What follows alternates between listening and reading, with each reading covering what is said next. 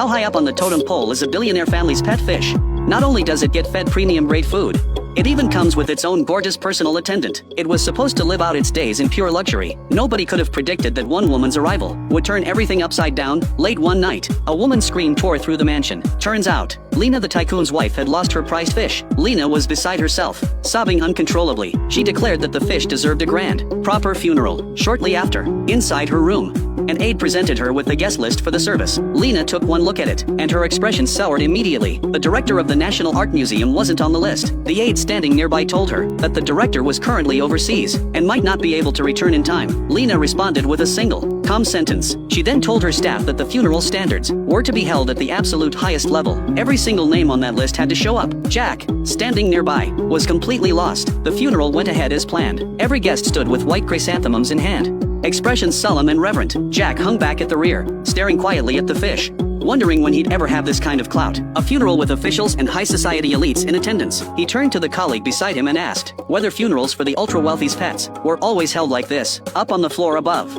Ellie watched it all in silence, taking in every detail, and then it hit her grandfather. His funeral had been a bare-bones affair, almost an afterthought. Yet here was a fish getting a send-off fit for a dignitary. The irony was almost too much to bear. Furious, Ellie decided she had to do something. The ceremony continued. Guests lined up to offer white chrysanthemums, and then right at that moment, Ellie strode in on heels, a single rose in hand, draped in a red gown, moving with total confidence. The entire room froze. Ellie walked straight up to the fish's portrait and said her piece, then dropped the red rose into the fish pond. Compared to the sea of white chrysanthemums, that splash of red was impossible to ignore. Ellie then turned around with a confident smile and began to applaud. The crowd stood there, stunned, watching her walk away, none of them able to believe what had just happened.